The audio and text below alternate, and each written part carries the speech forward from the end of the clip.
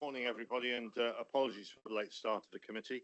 My name is Gwilym Wren. I'm the chair of the Scrutiny for Communities. I welcome everybody to this meeting. Can I check that everybody's able to hear, particularly online? Can you hear me online? Yep, all good. Yeah, all good. Thank you. The agenda pack with the papers is available via mod.gov or directly from the council website from the link which has been sent out to members and is available to members of the public. When I ask someone to speak, could they please clearly state their name for the benefit of anybody who's listening to the meeting so that they can identify you if necessary. Can I also warmly welcome any members of the public and media who are joining us today. There are no planned fire drills, and if the alarm does sound, please follow the Democratic Services officers out of the building. This meeting is online and being recorded. And finally, as agendas are now viewed electronically, could I kindly request that members and officers refer to page numbers from the published pack to assist all present in finding the appropriate information. Okay, right. Item 1 on the agenda, apologies for absence. Jamie, have you got any apologies, please? Thank you, Chair. Good morning, committee. We've received apologies from Councillor Pearce, and we've also been notified by Councillor Coles that he has an appointment this morning. He may be able to join us later, but he's unsure. And Suya Uya is on. And Councillor Olia is on leave. Olia on leave. Okay, thank you. Right, the minutes of the previous meeting have been circulated.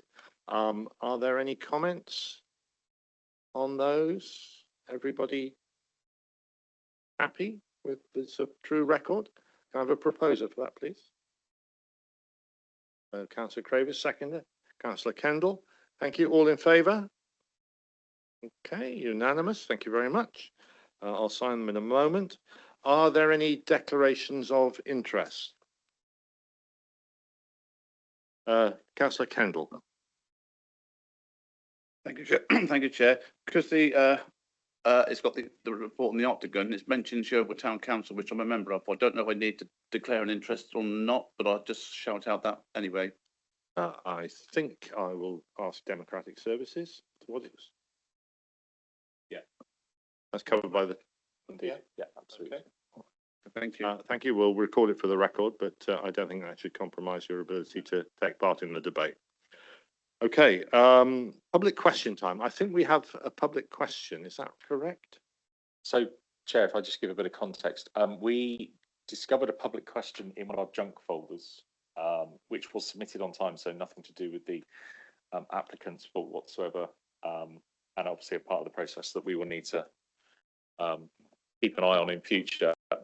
I contacted, that came to light yesterday morning, I contacted the appellant, asking whether they were intending to attend online or in person, and apologise for the oversight. I haven't received a response, so, and they are not online nor in the room.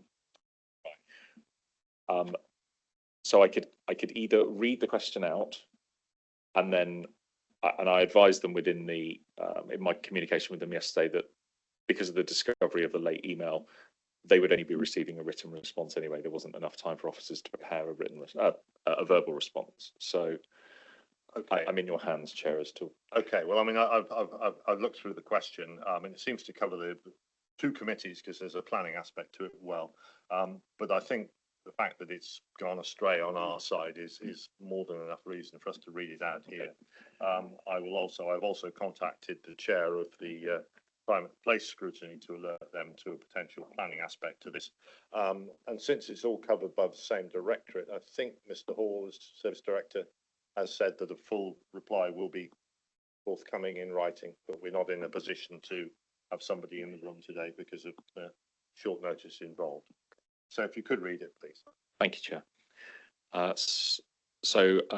I write on behalf of Selwood Parish Council with the following questions. Number 1, the local plan part 2 for Mendip was signed off by the Planning Inspectorate in Q3 2021.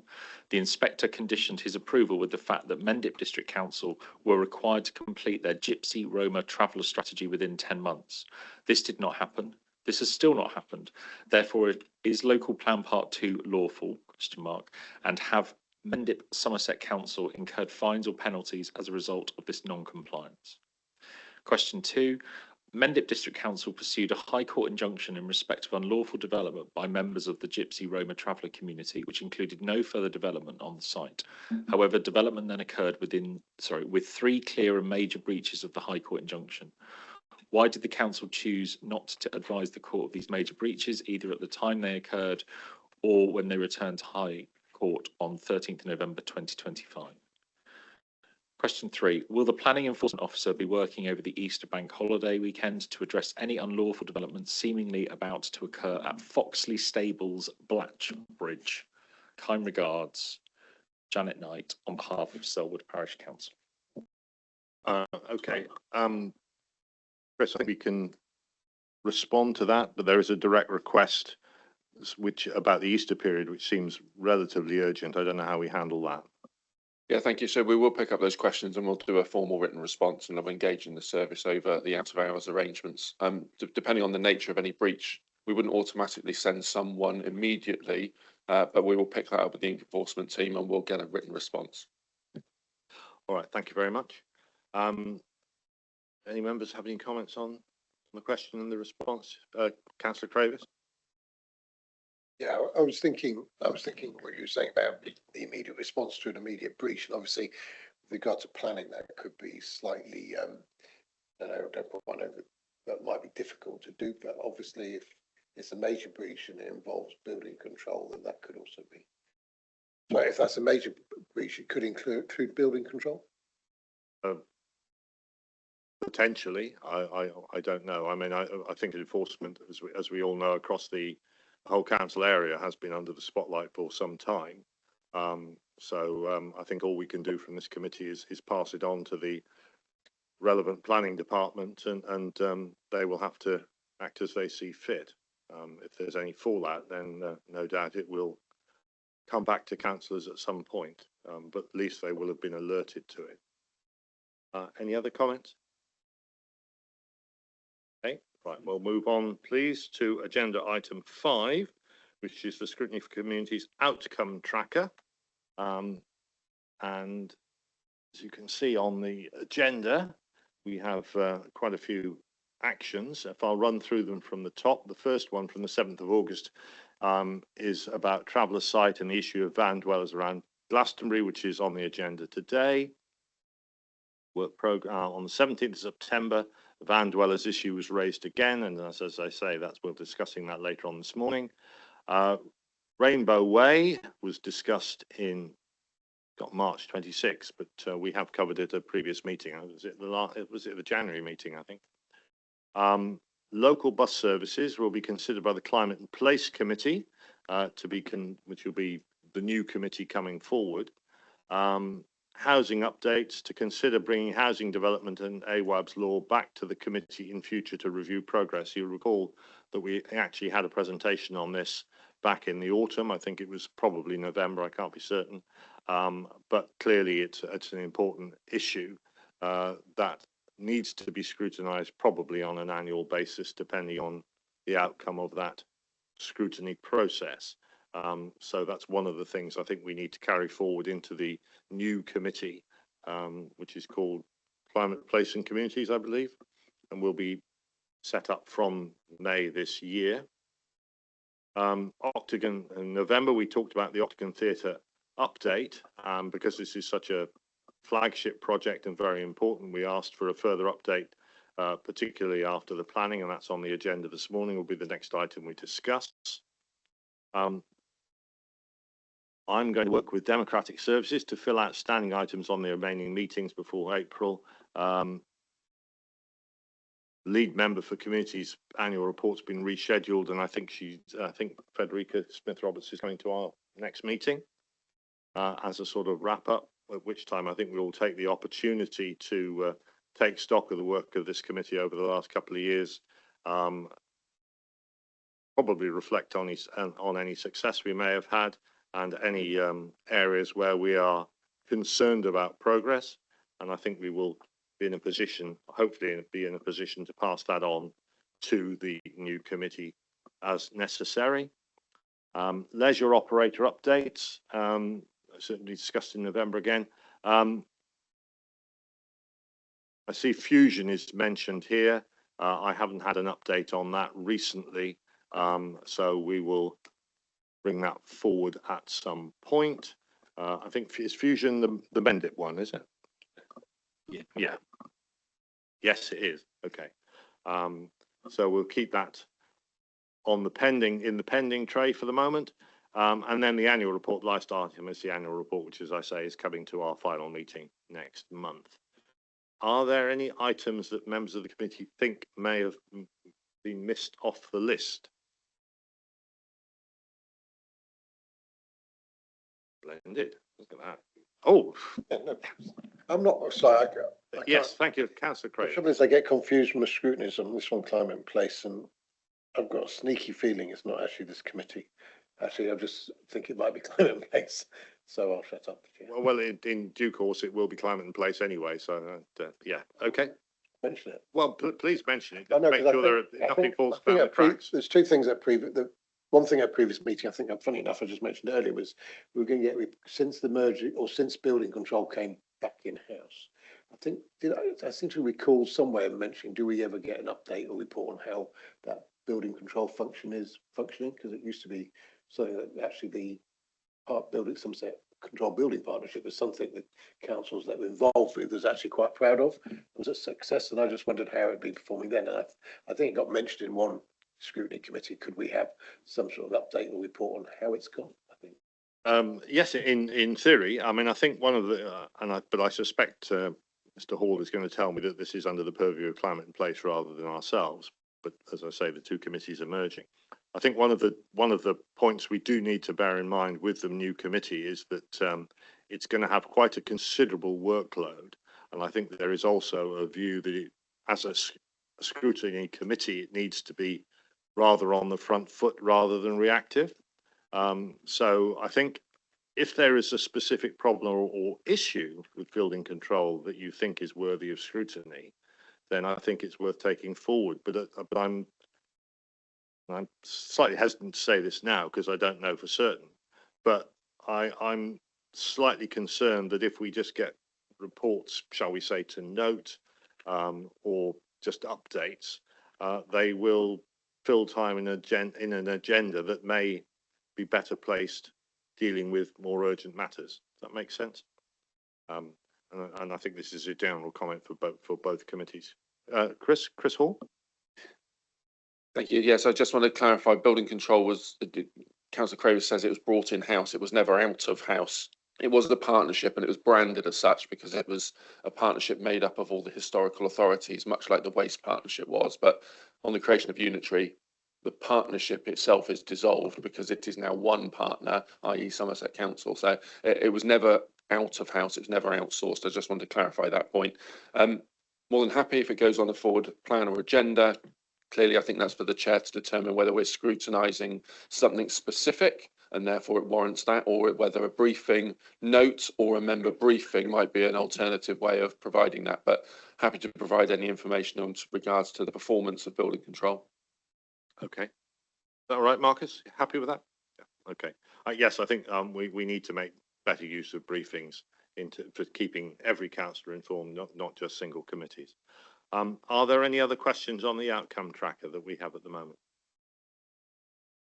Okay, right. Thank you very much. Right, we will now move on to one of the two main items on the agenda, which is item 6. This is the Octagon Theatre update. Chris Hall and Andrew Pulsford are going to present us an update. If you remember, we had quite a thorough debate back towards the end of last year. I think quite rightly members were concerned about the finances and also the success of getting things through planning. So it's obviously advanced quite well, but it will be useful to find how much we're keeping to timetable and whether there are any anything lurking in the shadows that we should know about. Who's going to lead off? Is it Chris or Andrew? It is I. Thank you, Chair. Thank you, Chris. Yeah, I'm just loading up the slides. Bear with me a second. I'll try and get them into presenting format just to make them that bit bigger. Okay, so yeah, as agreed, as we are providing a slide pack and verbal updates on this project, because as you say, it is rightly coming back quite frequently just to keep you all informed as to the progress. So there are a number of slides in here that you have seen before. because we like to keep the history live, not only for yourselves, but also anybody who's newly joining the call online and doesn't know the history. So some of these slides will feel repetitive to you and set out how we've got to the place that we are following an approach from DCMS some years ago to South Somerset around whether a project could be created to spend some money. So it was a direct approach from DCMS that triggered all of this many years ago. The scope also is the same. So just we're keeping this here for consistency. The scope of the project is not changing. These are the principles that we set out to deliver through the regeneration refurbishment of the Octagon Theatre. So none of that scope has changed over the time, and we keep it here as a record. In terms of project progress, we are going through the recognised REBA design phases. So we are now currently at REBA stage 4 and with the technical design process underway. The project is on track. There are no identifiable delays at this stage. We do have some fluctuation in timetables, as you would expect. So much of this work is within our control in terms of design, but we are absolutely dependent upon the external funding, as we've talked about numerous times. So the timetable from DCMS Arts Council has had some fluctuations in it over the past, but at the moment, nothing to report to you in terms of concern around the timetable, and we are working actively with DCMS and Arts Council, and I'll touch on that a bit later. So to get to design stage 4, that means we have completed design stage 3, which is where we were when we spoke to you last. So good progress is being made, and we're really grateful to have the ongoing support of Yeovil Town Council. So you'll recall that the commitment from Somerset Council was to undertake the capital project with that external funding. That's what's approved in our capital programme, and then to devolve the completed asset across to Yeovil Town Council.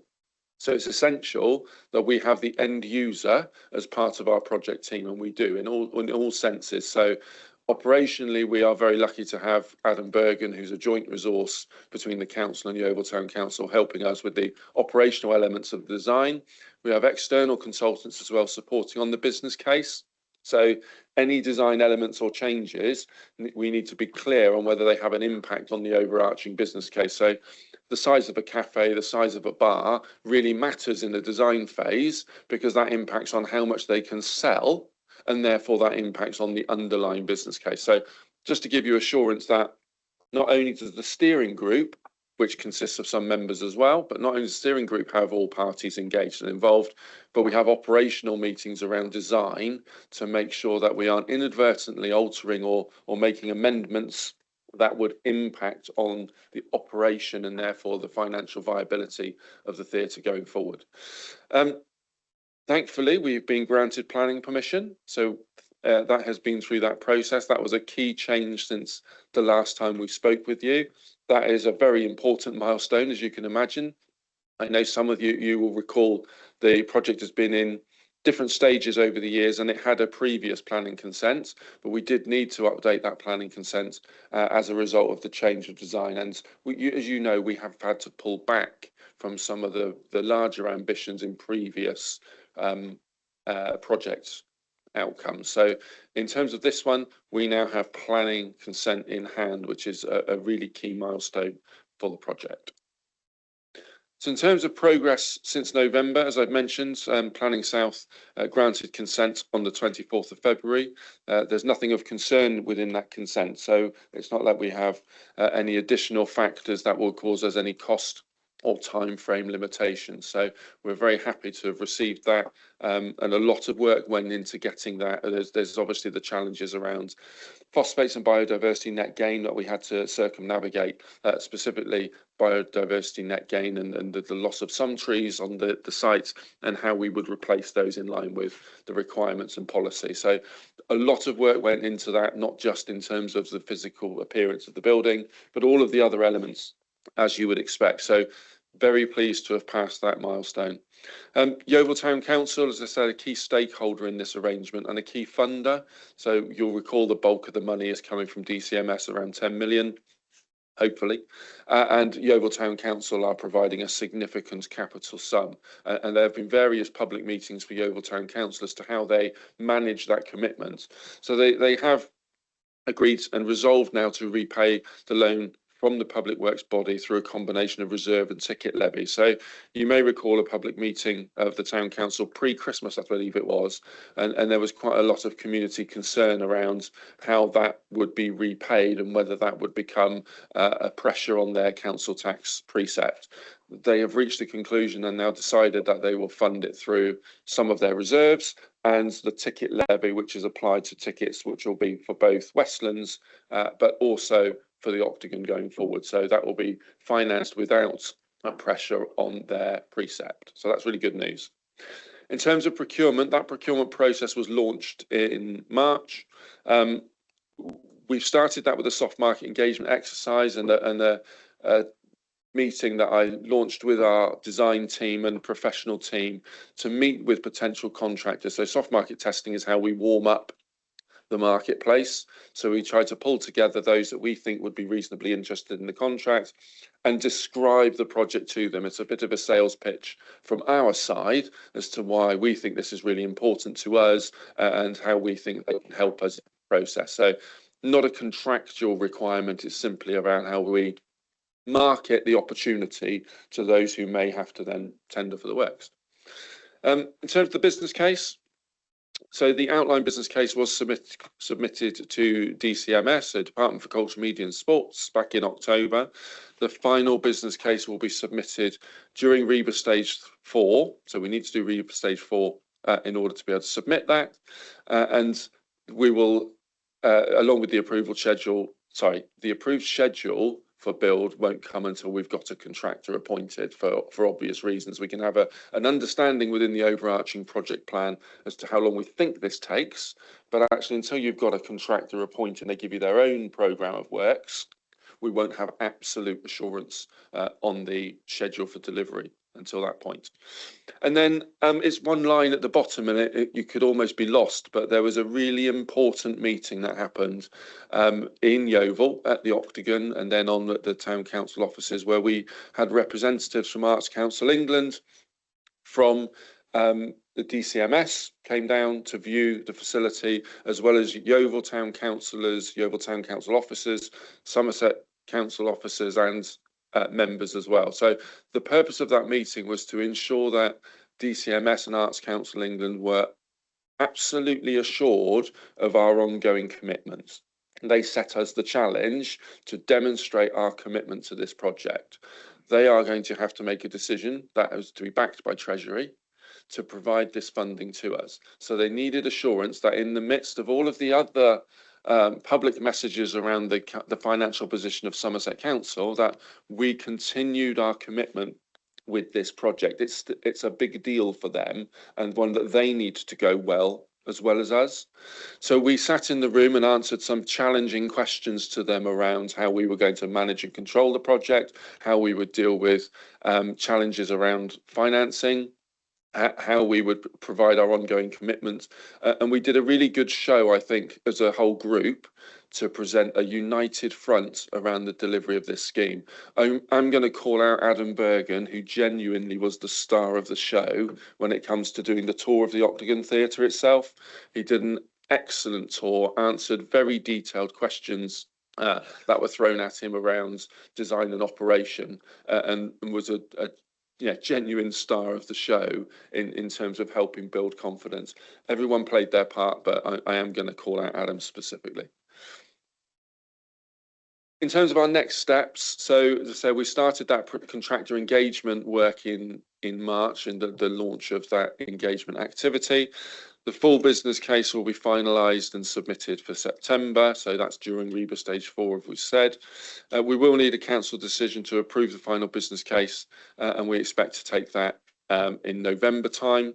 And we are awaiting, of course, the final approval from DCMS. And this is one of those areas where we've seen changes in the timetable up to this point, mainly because of the approval process from DCMS and Arts Council England. So much of this timetable is in our control, and some key elements, like the money, are clearly not directly within our timetabled control. I'm not saying that because I think there's a particular risk at this stage. I'm just reminding us that you are rightly applying pressure to the project team to get it done, I think is the key message you've consistently given us. And I'm just reminding you that we are doing everything in our power to make that happen, but there are some key stages that we are dependent upon, namely the cash, that we are reliant upon from external providers. So our anticipated start date on site remains at January 2027. I know that feels still like a long way away, but there are a number of key hurdles to go through in order to get us to that place that we've described and articulated already. Because of the nature of this being a joint project, so though Somerset Council holds the responsibility for the delivery of the capital scheme, we will be doing nothing without Yeovil Town Council support. So we are viewing this as a genuinely joint project, and therefore we are undertaking joint communication. So we've undertaken engagement with key user groups, and that has happened during the autumn of 2025. So that was really important to make sure that, again, those people who are going to be using the facilities have a say in the design and layout of it to make sure it works for them. It would be a pretty poor show if we created a wonderful looking building that actually didn't work in practice. So it's really important that we engage in those end user groups early on, and that's what's happening, or rather has happened in the latter part of 25. We've issued a press release to mark the significant event that was the planning consent being obtained. We're still receiving feedback on comms and consultation, so that you said we did approach to make sure that, again, we are engaging and taking action on the good ideas that are coming forward. And then we've got continued updates planned for the key milestones as we go through those processes I've described. So each of those stages will have communication updates provided, and again, they will be joint for the two authorities. And then finally, just a few pictures. I know you saw some at the last meeting, but again, just to give you a flavour of how this sits within the landscape, some key changes to landscaping and the approaches that has been discussed in much more detail at previous meetings, but in order to provide accessible access to the building, which is key, of course, in terms of a new and more modern facility. The design and fascia frontage is one you'll have seen again in previous meetings. No significant changes have been made here since those last drawings were presented to you. Clearly, they are artistic impressions and sit alongside planning applications, and we're in the process of working through kind of each of the design elements. So, for example, not to do with the external facade necessarily, but we are in the process of working through some of the internal design elements. So, an example, that there is a level of flooring that was assumed to be within some of our financial modelling. We don't believe that flooring is sufficiently robust enough, and we took a decision a few months ago to upgrade that flooring to make sure it is robust, not only for people traffic, but all of the different deliveries and trolley mounted deliveries that will be coming backwards and forwards through the foyer area. So we are making incremental upgrades and decisions where we feel it is appropriate for the best value that we can get from this facility. There will, of course, be challenges along the way. We know that we're seeing inflationary wobbles happening in the marketplace throughout because of the current conflict arrangements. We've been really clear that we only have the budget allocated. There is no more money, and Somerset Council have been really clear in its capital programme permissions that we Somerset Council are not putting any additional funding into this. So we only have the budget we have, and that means that we might have to face some design changes and decisions as we move forward. We will know more once we've been through the procurement exercise, of course, and at this stage we aren't making unnecessary value engineering choices. So we are trying to achieve the best outcomes we can within the money, but there is always an inherent risk here that we don't know the end price, or rather we don't know the contractor price because we haven't finished that contractor engagement piece as yet. So I'm not raising a particular concern. It's a concern that sits with every single project. I'm just recognising that there is a lot of work for the project team to do. And then I think that is the final slide in terms of the overall look and appearance. And again, I think we would talk through in some detail the individual design changes, why the roof lines are as they are, in order for different access arrangements, the screen flying, and all of those other associated benefits that we want to achieve from this project. That is the end of the slides. hopefully I'm presenting what is a confident and good news story, or a continuing good news story. So I believe that we did give sufficient confidence to DCMS and Arts Council England. There was a comment by one made at the end that they look forward to having a drink in the show bar on opening night. So that's no means a guarantee, and it certainly isn't a signed agreement, but it does give a sense of the confidence that they are showing to the project thus far. So happy to take any questions. Andrew's here in the room with me as well, in case there's anything more technical. Edric Hobbs, please. Thank you. Well, thank you, Chris. I was going to ask about what if costs go up, because they always seem to go up on every project because of the length of time they take. Do you have in mind what things, I mean, maybe you don't want to release this publicly, do you have in the back of your mind the things that you might have to cut back on if costs escalate? You know, what would be maybe the first thing that went, or is that the sort of thing you keep under your hat rather than sort of scare the public? I can appreciate if you do. Yeah, I think it's important to remember that we've got a range of contingencies built into the budget as well. So we have a design contingency, a build contingency, and then a client contingency. And we are looking at those and monitoring those as we go. So, for example, that flooring design change that I referenced, it's one example, but it's an upgrade that we think is worthwhile. I think that was about a £12,000 additional cost. So we made a conscious decision as a design team to take that from the client contingency pot. So there is some room for manoeuvre within those contingency budgets. If we get to a stage where we see the cost rising to an extent that can't be managed within those contingencies, we'll have to make some decisions around value engineering, and we would naturally start with the things that don't directly impact the operational costs of the building. So what we don't want to do is cut something out that then means revenue is reduced for the theatre and has an ongoing operating cost. So we would start with those principles, but at the moment we are doing our best to protect and defend the design and the impact that that building has. Thank you. Okay. Councillor Wes-Reid, please. Thank you, Chair. Thank you, Chris. Very good presentation. As a Yeovil Town Council, I'm very pleased with where we are at the moment. I don't sit on the project board, as you probably know, or the steering group, but I'm fairly up to date with where we are with the project. For me, probably not quick enough. That's just something I'm obviously asked on the doorstep quite often. How much longer? How much longer? There's probably people reading that. They don't read obviously newspapers. They don't obviously look at the websites, whatever. But still, I'd just like to single out Adam as well. You mentioned Adam. He's our cultural and entertainment director. Fantastic guy for in that sort of role, and doing what he does best, really showcasing something like that. So well done, Chris. Let's hope that it moves on very quickly, as quick as possible. Thank you. Okay, thank you. Andy Kendall, please. Sorry about this, Chair, but it might be a little bit negative. I asked in one of the public meetings about the risk of going forward with the finance, and I was given a definitive answer by an officer at the time that you're working to a budget of 13 million and leaving 2 million because of things that do happen, like you've described this morning. Is that still part of the plan? Because obviously we know about the Iranian war. And something else while I'm on the soapbox here, it's the same as last time. It's a big building. The Somerset Council's in a climate emergency. We're going forward with a new plan of a reconstruction of a building, and it's very heavily, it's energy heavy.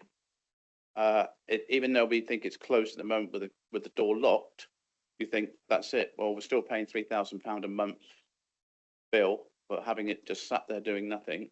And we know when it's opened, it's averaging £9,000–10,000 a month. Why are we not putting both solar panels on it?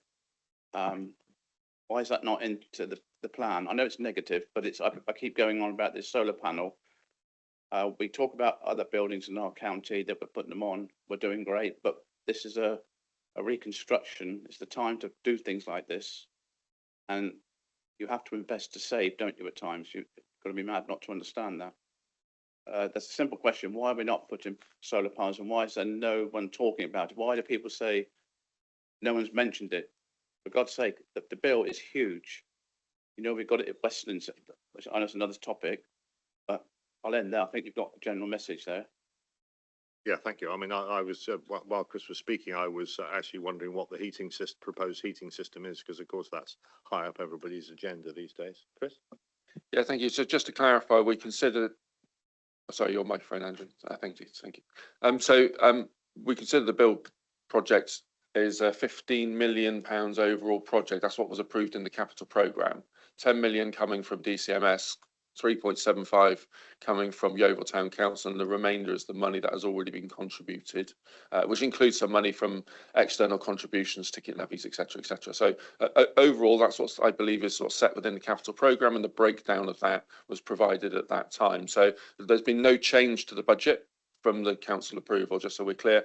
And within that overall 15 million figure are those three contingency pots that I've referred to. So I just want to make sure there's no confusion. We have not altered the budget. We haven't increased it or decreased it. That is what was approved by council. In terms of energy performance and solar, it's a really valid question, isn't it? I think you look at the roof and you think, how many solar panels could I get on there? And the simple answer is one of capital cost. So there is a scheme here that is really tight. We started off with a much more ambitious scheme. As you know, we've had to curtail our ambition significantly. And what we have in front of us is a scheme that we are determined to deliver for £15 million. If we add in things that are additional costs, something else has to give. And at the moment, we can't find a justification for adding in solar when something else would have to give that would have a knock-on effect to either the finished scheme, its accessibility standards, or its ongoing operating costs. The beauty of solar, of course, is that there is still an option at the end of the project that it could be added. It's a fairly simple addition, unlike some of the design changes that have to be made now to the structure of the building. So if for any reason those contingency pots aren't needed, there is the ability to revisit some of the value engineering options, including the application of solar PV. So unfortunately, it's one of those difficult choices that we're having to make to keep within that budget as we have committed to do. Okay, do you want to come back, Andy? Just want to come out quickly.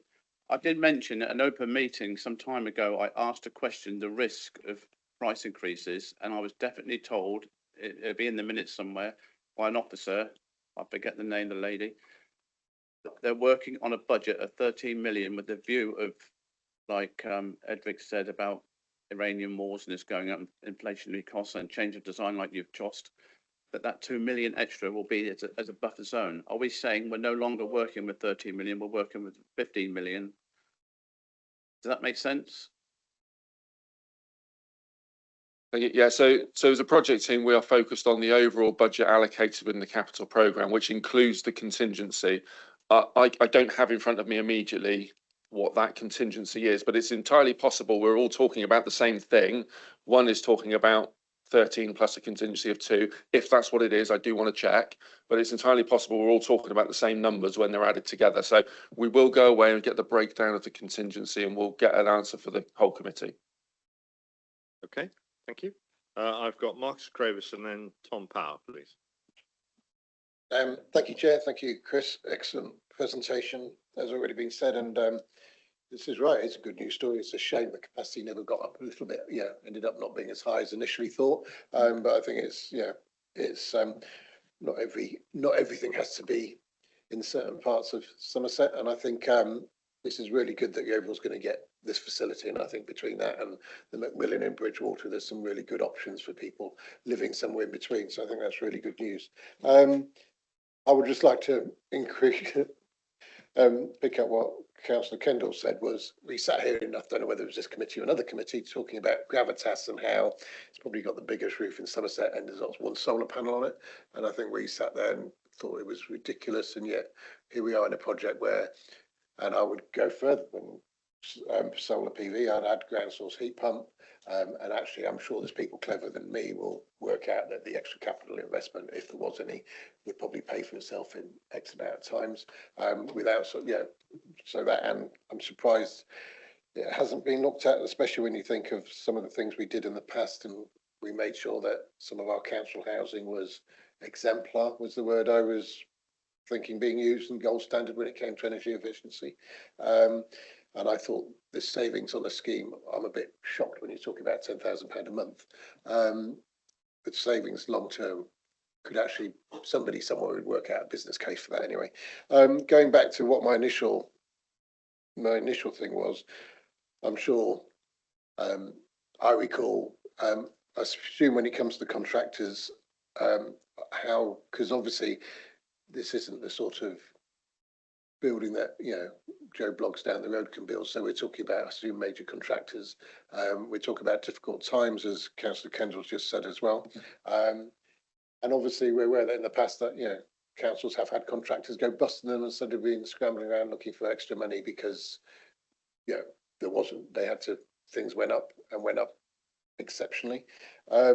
If there was almost a catastrophe event where that happened, what would we then do? I mean, who are we saying that it'd actually be down to, assuming there'd be no money coming from DCMS and our budgets are as tight as we know they are, and that 2 million, that 2 million contingency turns out not to be enough, where does that fall then? So who's going to pick up that bill? Is it going to be Yeovil Town Council? Is it going to, how are we going to deal with that? Because, and have we got a plan in place for if that catastrophe event happened? Okay, thanks. Chris? Yeah, I think there's probably a few questions in there. So I just want to be really clear on the solar. It's not a lack of ambition from the project team. The council set some very specific rules in terms of how it would approve the capital programme, and one of those that the council would not add any further funding. So we are having to operate within that budget envelope, and that's the assurance that we as a project team and the mandate we have from council. If there is a separate business case to be established, if there is money at the end through underspending some of that contingency, as I said, we can revisit solar PV because it's a relatively easy addition to make by comparison to some of the other choices.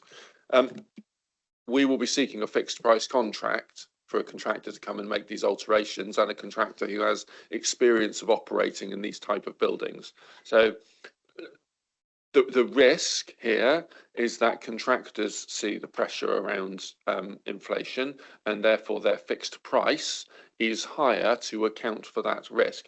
That is where we will get into challenging conversations and negotiations with contractors around what their final price looks like and what the element of risk they're prepared to accept is and what the element of risk we're prepared to accept is, because there's usually some negotiation on where risk lies. If we want all risk sat with a contractor, you can expect that contractor price to be higher than what, who knows, but higher on the basis of that they are carrying the risk. We've been, I know I'm going to sound like a broken record, so I apologise, but we've been really clear that that is all the money we have available. If something happens later down the line, a contractor goes bust, despite all of the normal financial checks and undertakings we would be performing, if something unexpected happens, ultimately the project belongs to Somerset Council. Yes, it is jointly funded.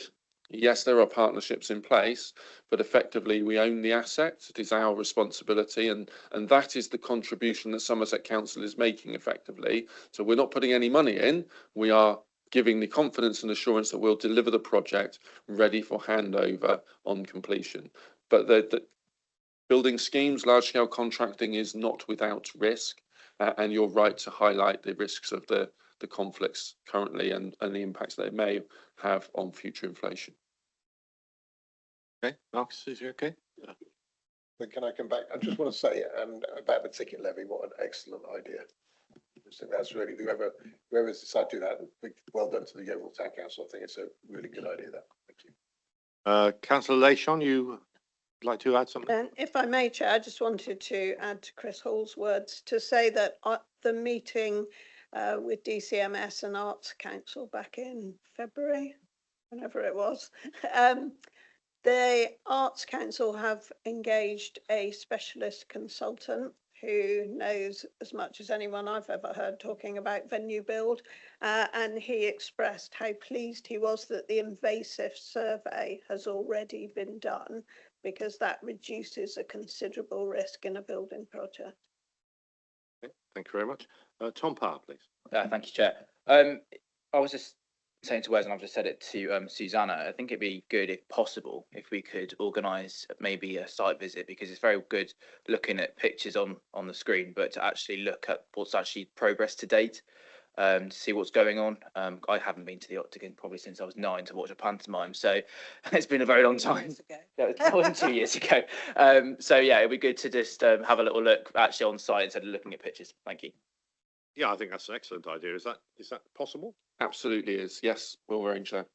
Okay, well, we'll try and fit that in before the committee disappears in a puff of smoke. If we can do that, that'd be good. Councillor Kendall. Thank you, Chair. No, it's a very quick one. Are these people you're going to be looking at doing the contract, are these going to be coming local companies, or are you going all around the country looking? So it'll be an open public procurement exercise. Therefore, we don't limit who can apply. We are seeking those who have the right skills, experience and history in delivering these schemes. But we don't otherwise control whether they are local or national contractors. On the basis that we're looking for experience with theatres, it is unlikely that we're going to have a range of local contractors, given that we don't have many theatres and those sort of large-scale venues within Somerset. So it is likely that they will be more of a national operator, but there are no restrictions or exemptions as to who can apply, so long as they have the skills and experience. Okay, thank you very much. I've got one or two points that sort of came out of the presentation. I mean, do them backwards first. I mean, the first one, I'm presuming there is a risk register associated with this project, which I don't think has been shared with the committee.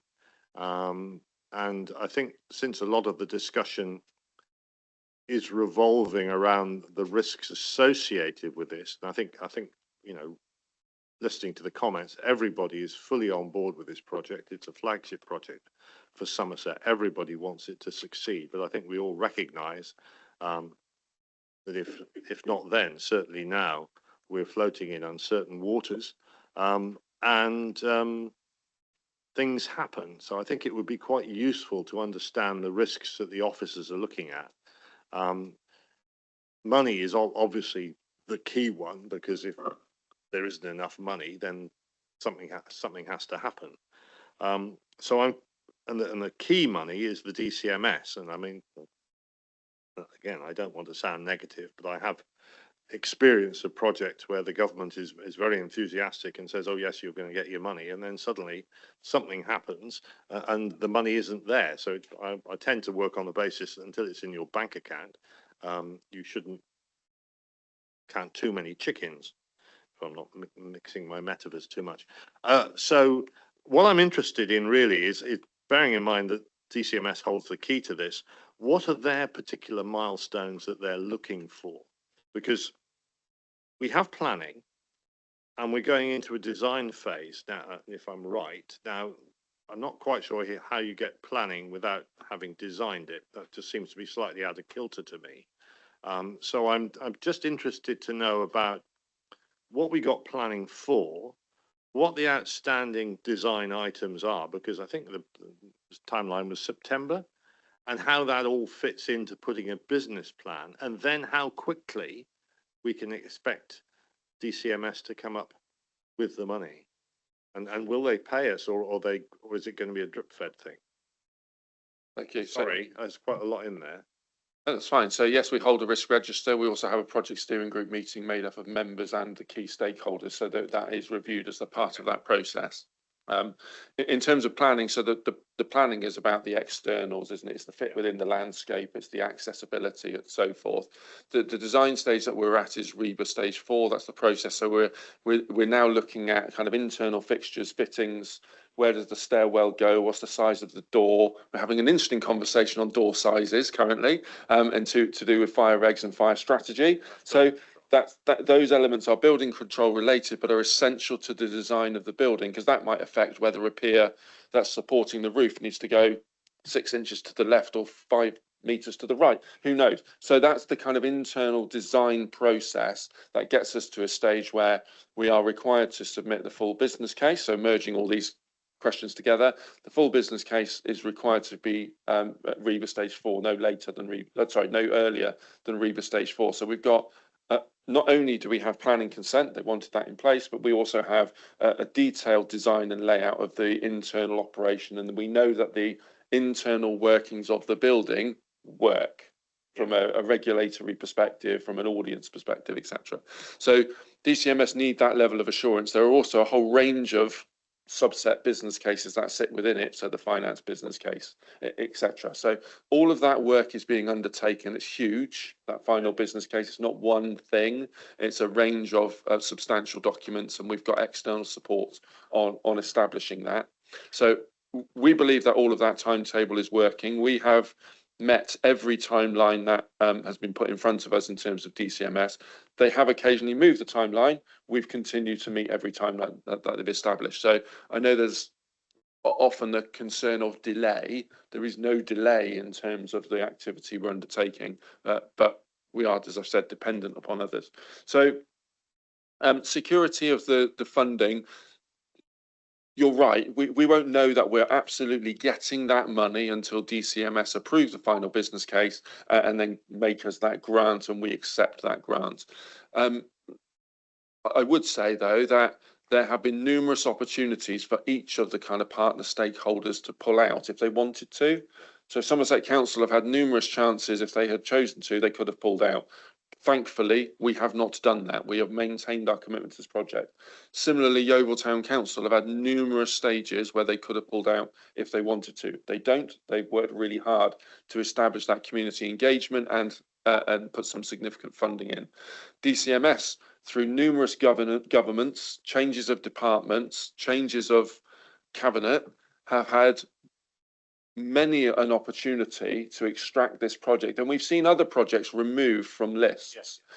And they never have done with this. They've maintained that commitment. So the allocation, as I understand it, it remains in place, subject to the drawdown after a full business case. So I have as much confidence as I can have without knowing what other conversations might be happening within Treasury, that money is there and available to us if we meet all the other criteria required.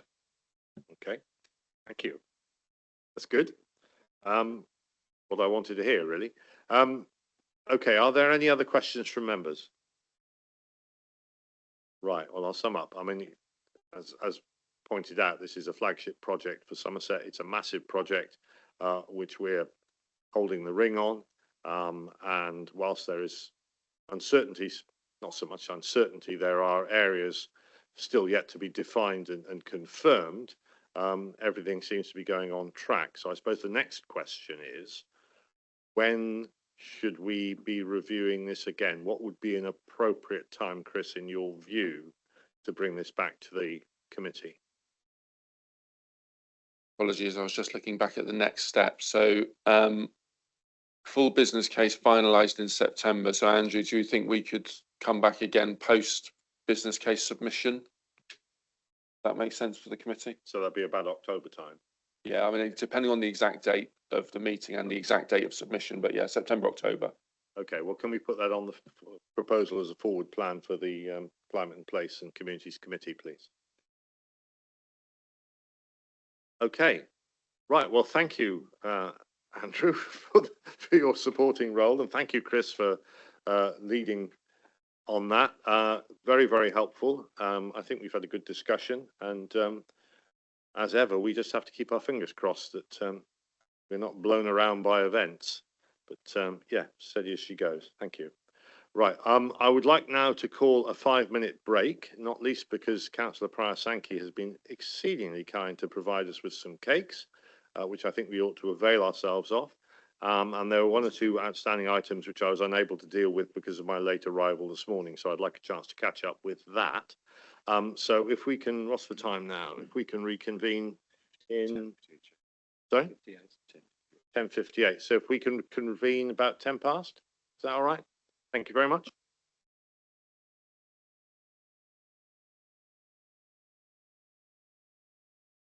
Right, welcome back, ladies and gentlemen. You online now? Okay, all right, welcome back. Apologies for slight delay in restarting. Right, agenda item 7, which is travellers and van dwellers.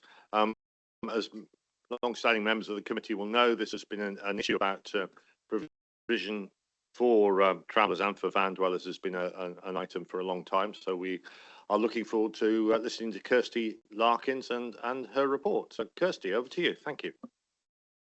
Thank you, Chair. Apologies, I am losing my voice, but hopefully it will last for the committee. I've also got Dave Coles, who's Head of Regulatory Services as well, who'll pick up any questions around the enforcement side.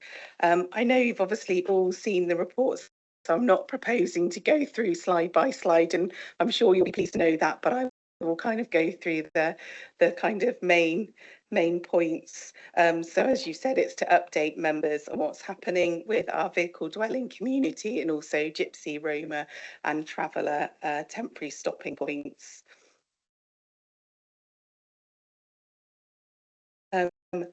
So currently, at last count in February, there were 131 vehicles across Glastonbury.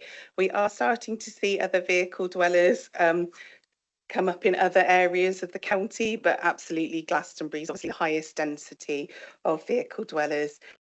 And that's actually reflected in the national picture as well, that when we're on national meetings, other areas are also starting to see an increase in people choosing or having to live in vehicles.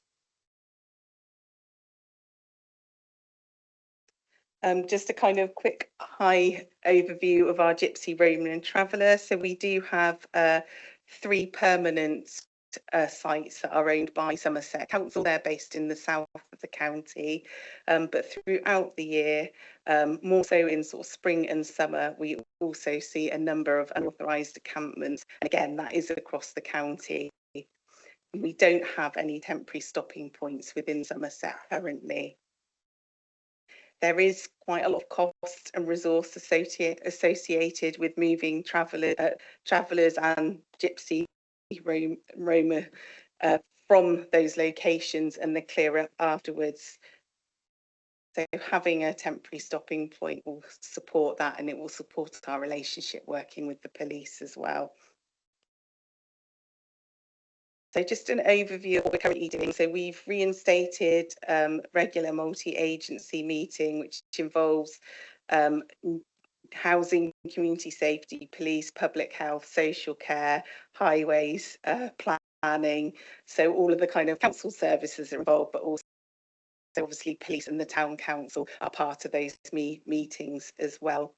We've also got engagement with Gypsy, Roma and Traveller liaison groups, and we have been having early conversations to identify across both those groups what the needs are, reasons for choosing to live in that lifestyle for vehicle dwellers. So for some, that's a chosen lifestyle, but for others, it's about lack of affordable accommodation that they can access. And we're seeing a growing number of those around the lack of affordable accommodation. So with the stopping point, there is a business case that's just started to be developed around that, which is by part of Dave's team that are developing that business case, so that we have got a better plan. So when we do have unauthorised encampments, we're able to easily work with the police to move them into a temporary stopping point rather than in other locations we may prefer for them not to be in.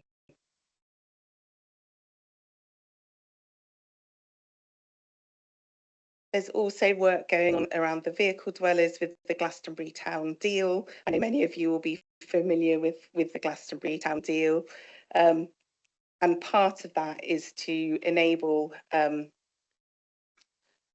accommodation or a site, a meanwhile site for vehicle dwellers to be able to safely reside on and remove obviously from that roadside. There was a site in the Beckery area that was progressing really well, and we were hoping would have been up and running by now, but unfortunately that was flooded during 2024 and we couldn't progress with that site. We've now identified another site that's been worked through and progressed. As I've said, there's no formal designated vehicle dweller sites in Somerset at all. I've explained there are 3 sites within council-run sites for Gypsy, Roma and Travellers, and that we don't have any temporary stopping points. So what we're proposing as next steps for both areas of work is to review and understand those current pressures. So we've already started that work, continue working with our stakeholders, especially in the Glastonbury area, to identify solutions, look at land that could be used, developed or purchased for meanwhile sites. Continue with the work with the Glastonbury Town deal to progress the meanwhile site that's been identified, develop a temporary stopping provision in Somerset, and also look forward and assess land options and feasible locations, working closely with planning colleagues around the options in Somerset, as I say, because we are seeing more vehicle dwellers in other areas of Somerset now as well. And ensure that basic facilities are provided at these sites to support lawful and safe stopping. Alongside kind of the provision, we're also looking at enforcement, but those two things very much need to be done hand in hand together. If we just do the enforcement, it will move the problem around the area rather than resolving it. So we do need to very much take a two-pronged approach with looking at provision of sites for both groups, but also that enforcement element then once we've got those sites on board to prevent new people coming into that area. And obviously, hopefully, we'll see a reduction in unauthorised encampments, an increase in lawful and safe stopping opportunities, improved health and safety and well-being for the group, but also for our bricks and mortar community. We know that also causes great concern to that community as well. And then longer term, reduce the resources needed around enforcement and trying to develop a fair and balanced approach for all communities as we move forward. Open to questions, Chair. Okay, thank you very much. Over to the committee. Do we have any questions? Or shall I kick off? Hazel. Thank you, Chair. Okay. I'm really pleased to hear that these initiatives are moving forward. I have been involved with Gypsies and Travellers since I've been a councillor, so I'm going back to the early 90s. And I can remember going to a meeting in Hatch Beecham because we were trying to set up a temporary stopping place just off the A358 on the edge of the parish. And to say hostile is an understatement. Actually, it was just bonfire time, and they burnt an effigy with my name on it at Hatch Beecham. So that is the level of animosity. And I was simply chairing the meeting. So I just hope that we can actually move forward. I mean, I was involved with Middlezoy and on the consultative committee there, and do you know what? That actually worked really, really well when we had a traveller person, a gypsy lady there organising the site. She was incredibly good, and it worked really, really well. Whatever people might say, the irritations were minor, and you know, it was an excellent site. It won national awards, and I was devastated when it was closed and sold off. So I really, really hope that we can do something, because we have to remember that these are human beings. They need somewhere to put the van in which they live, and we know that gypsies, by very nature, they often overwinter in a place. We used to have a place in my patch in Taunton called the Poor Grounds, and that was where gypsies used to overwinter because they couldn't travel around, because nobody wanted to go to fairs or whatever in the winter. They overwintered there, or they had somewhere else where they could go. But we know, and it's lots of groups of people, and we know that it's a very vexed situation. But anything we can do to move this forward and, you know, stop them being the pariah of society. I know people say, oh, well, when they're into crime, and we know that isn't true necessarily. We know that often other crime happens because people think they'll blame the gypsies. And it is what happens, and it's terribly sad. And anything we can do to make this a better provision, make provision for them, then they're not always breaking the law, that there is somewhere that they can go and move on without having all this hassle attached to it. I'm just delighted to see this, and I hope that very soon we'll actually see a real tangible improvement in this. And I take my hat off to you, and I think you're doing a fantastic job. I think it is beholden on members to support this initiative and get behind it, and see the big broad picture rather than necessarily the narrow view of one or two individuals. Thank you. Well done. Thank you, Hazel. I got Marcus Gravis, please. Thank you, Chair. Thank you, Kirsty. Yeah, I think I really want to concentrate, I suppose, on the vehicle dwellers, and I think Kirsty, actually, some of the questions I wrote down you'd answered by the time you got to the end of your presentation.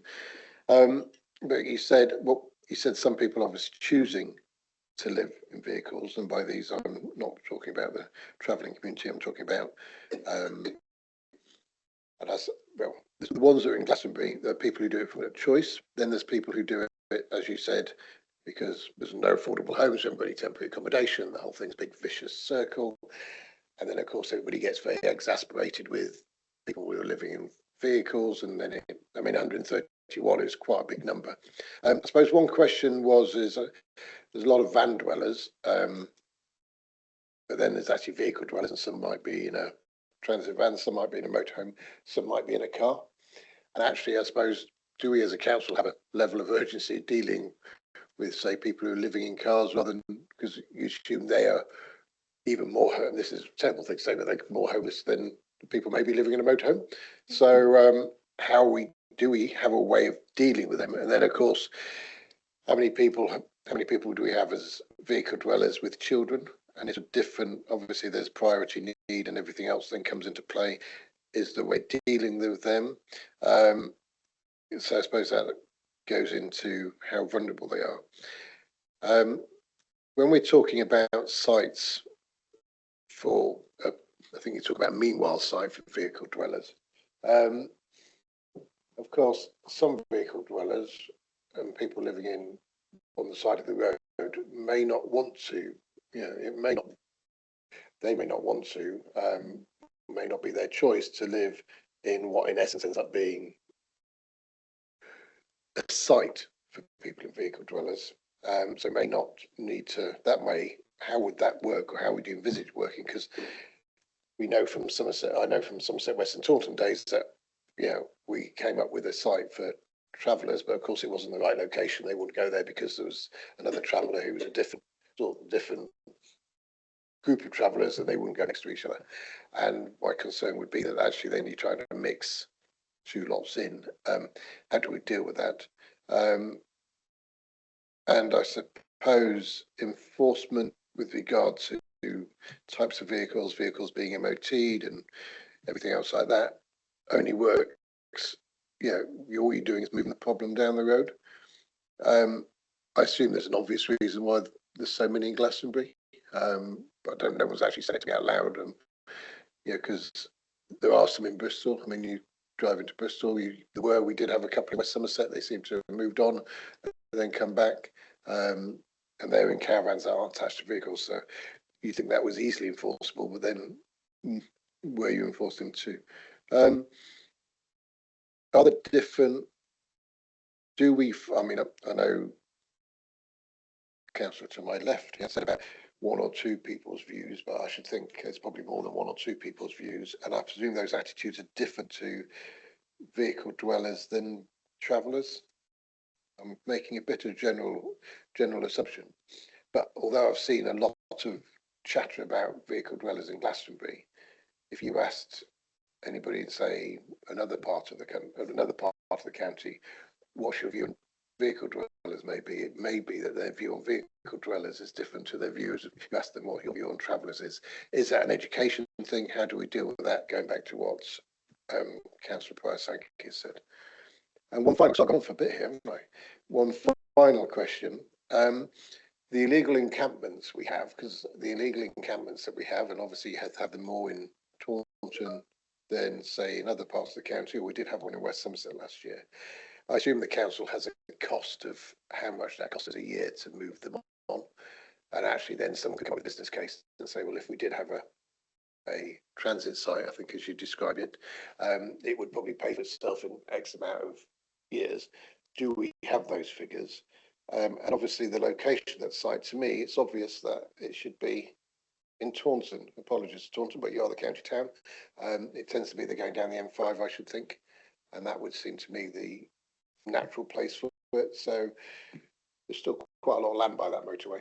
And why is it taking so long to solve this problem? Thank you. Did you have any? Apologies. Yes, it wasn't going to be that many questions when I started. I think I've captured them all. Are you happy for me to answer, Chair? Well, yes, I was just going to say, I think it's important for the committee to acknowledge that we have several issues here, both of the same coin. So, I mean, we have travellers who travel. We have van dwellers who generally tend to be static and clustered together. And in the van dweller community, I suspect there are two classes: the people who are there possibly by choice, and those who have no real choice.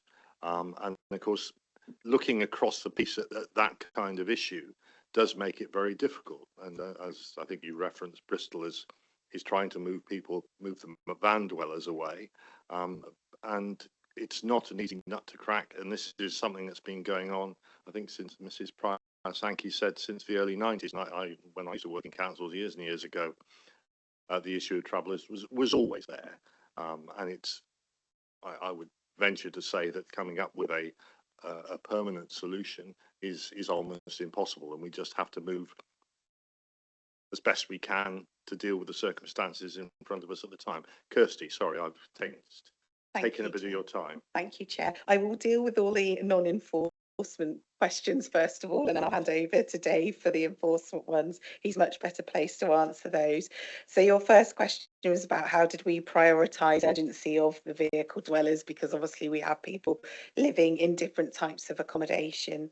So those that have no heating and cooking facilities are treated as rough sleepers. So they may be in their car, they may be in a vehicle, but it's not adapted in any way, shape or form. So they can access our rough sleeper services, and we have more intensive work with those. We also have our roadside worker who works specifically with vehicle dwelling community to kind of build that relationship and build that trust to understand what the needs are, and whether people, whether it's a choice, whether it's a lack of alternatives. Meanwhile, sites, so this is where you were sort of saying maybe some people don't want to go onto those sites, and I think this is where we have to offer a solution and have a solution, and then also utilise enforcement alongside that.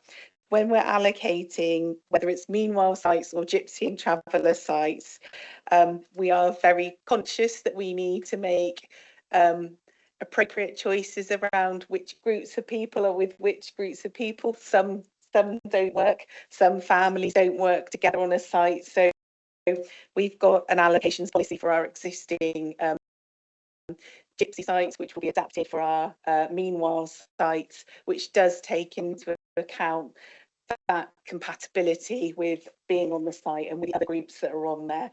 It's not a perfect science. Sometimes it goes wrong, but we try our very best, and actually our sites are very stable on the whole, so it seems to work. Well, so we've already talked that through and would look to adapt it for the vehicle dweller and the meanwhile sites. Why Glastonbury? I think Glastonbury for hundreds of years has had pilgrim, people go there on pilgrim. It's a mystical place and people are very much drawn to it, and that seems to attract that high density. Bristol do have a high number of vehicle dwellers, but at a less dense sort of across a bigger geographical area. So I think it is that kind of mystical sense of Glastonbury that draws people to it. You asked about differing views from the public about vehicle dwellers and gypsy, roamer and travellers. I would say both groups, you have very different opinions. It's always sadly always quite contentious, and I previously managed the gypsy sites in the south of the county, so I've been very aware of that. There is a lot of prejudice as well, and a lot of fear from people. I would say they are like other communities. There's good and bad, and that's across whether it's bricks and mortar or gypsy and traveller or vehicle dwellers. And I think the others are you, Dave. So it's enforcement and cost. So thank you. So in terms of the enforcement costs, that is generally, I haven't got a specific figure for you, but that is generally officer time in terms of going out and serving the various notices, taking stuff to court and so forth, which is obviously resource intensive depending on where the location is across the district. So that's the main cost of the enforcement side of things.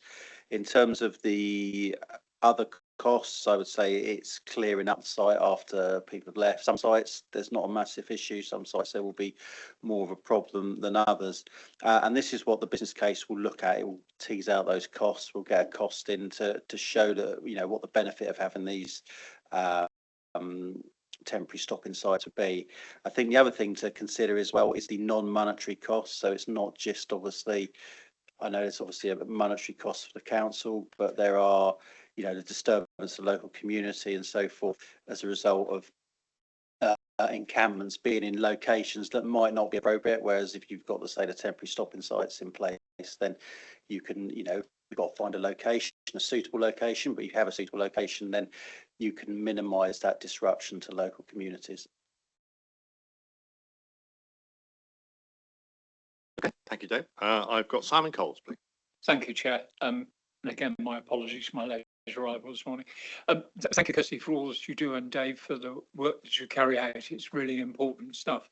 I remain concerned, as I have done for the last 20 odd years, about the lack of sites for all travellers, whether they are gypsies, Roma, or other protected individual groups, because of course they tend to be lumped together as travellers under a big banner, which of course is not always the case.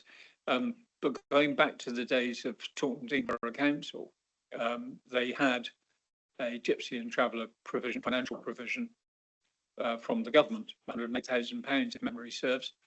I'm not sure that was to provide sites. I'm not, as far as I know, it was never spent. As far as I know, it was ring fenced and remains in the pot somewhere in one of these saved reserves. I would like to see it spent on providing a site, because I think we need to provide sites. We're not doing that. I appreciate we've got a piece of work coming up, but this is becoming, my own local park is occupied a number of times a year, and with a regularity which is can all but, I mean, if I said, yes, it's rather predictable, and that causes problems with the local community, who remain quite concerned about it. So the provision of a site, and then the ability to ask the various groups if they would occupy that site. And I do appreciate with some of the families, it's very difficult to get members of the same family to go to the same site. I have some experience of this. So I'm not underestimating how hard this is. But if we don't make the provision, then we can only expect continued incursions into our parks and open spaces. So we have to get a grip. As I say, to my knowledge, there's been some money allocated to this for over 20 years now. So I would like to see some movement as soon as we can. I mean, please don't think I'm not suggesting that your work is not valuable. I think your work is invaluable, but we also need to get better at it. And I've noticed over the years that the groups are getting larger and more disparate. We are adding a new type of van dweller, a new type of car dweller, a new type of caravan dweller that don't fit into the regimented little pots that we've created for them. So I don't underestimate how difficult the work is. I don't have a magic wand, or I'd have used it.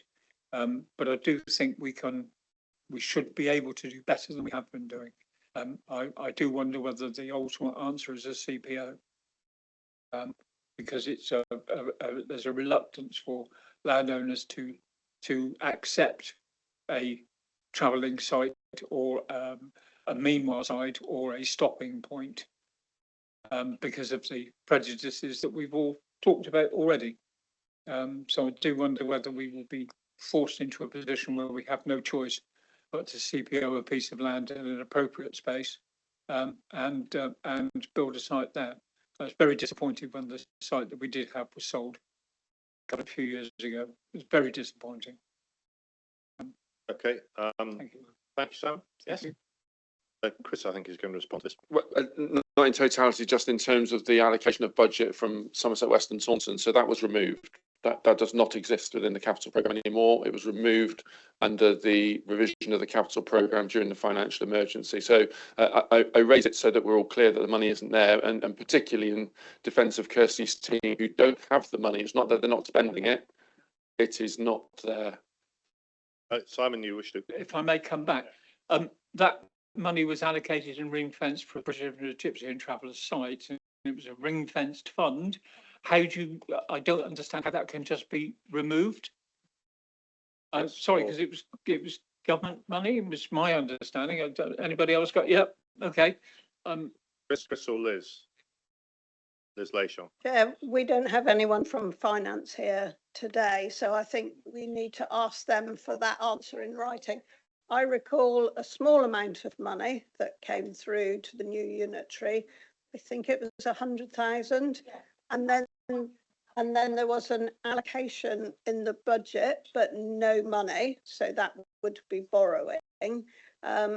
What we're looking at and really interested in is that we could apply to government for a grant, but you have to have the land identified first. So we're kind of in a bit of a chicken and egg situation. And if anybody wants to find out how difficult it is to establish land, come with me round Glastonbury. And okay. Hazel also is still bearing the scars. It is an incredibly difficult thing to do. I think probably establishing funding would be the easier bit than establishing land. Okay, I think we seem to have touched a raw spot here with money allocated that isn't, and clearly, as Councillor Lashon says, it's if you can't find a site to spend the money on, you're not advancing very far. And as been mentioned, CBO could be considered. Kirsty. I just wanted to say that we are also lobbying Homes England for funding. We've previously successfully had that in South Somerset, and the MHCLG, because this is a growing national problem. It's not just a Somerset problem, although it is particularly difficult in certain parts of Somerset where we've got a high density. And we do have planning colleagues, and that's part of the reason around finding an appropriate site. We will have to apply for planning permission. So planning colleagues are part of that multi-agency group so that we can be having that discussion very early on if we are identifying any, so that from a planning perspective, it kind of satisfies all of the conditions. I know that does not deal with the community feeling that often comes when planning permission goes in, but we're trying to make sure we've got everything in place to kind of have a successful outcome. Okay, thank you. I've got several people on to come, but just I think this is a good point just to interject. On the next steps slide, you talk about the committee agrees to commissioning a feasibility study, and there are several bullet points under that. I think we need to, before we finish today, we need to go through that list again. And I have a feeling that there are other aspects that we would want to stick into the feasibility study, and then understand to the extent or not that the feasibility study is feasible, because I think this is clearly a very big problem. The council, my understanding, has a legal obligation to provide travellers sites and has had one for many, many years, and we don't seem to be doing very well in that regard for a whole host of reasons. So as Councillor Cole says, we need to see if we can grip this as best we can at the moment. But we'll come back to that before we finish, if we may. Right, I've got Edric, Wes, Hazel, and then Suzanne, or Susanna, and then Hazel, because Hazel's already spoken. Edric, please. Thank you very much, Chair. Thank you, Kirsty, for the presentation. I'd like to ask, what is the status of the folks who've, as far as I know, bought a field in the Godney area who are occupying that? Do they come under sort of the Glastonbury, sort of being viewed along the same lines? So I assume they bought a field and they're occupying it. What is their status? That are they classed as homeless van dwellers, or are they classed as occupiers of some land? I mean, do they have planning permission? Are they liable to get kicked off land I assume they bought? So that's the direct question. My other one is just a comment around van dwellers in general. I know a few people live in converted horse boxes, and that were quite middle class sorts who are quite happy living in their converted horse boxes while they roam around the country doing archaeological jobs, changing it slightly. My son's been living in flats in and out of Bristol for the last couple of years, and when you even pay, I think, 700 to 800 quid for a room in a shared house, you can understand why someone might go, do you know what, I can go and buy a converted Citroen Relay. I wouldn't recommend it, they break down, we've got one, convert that and live in it on Clifton Downs.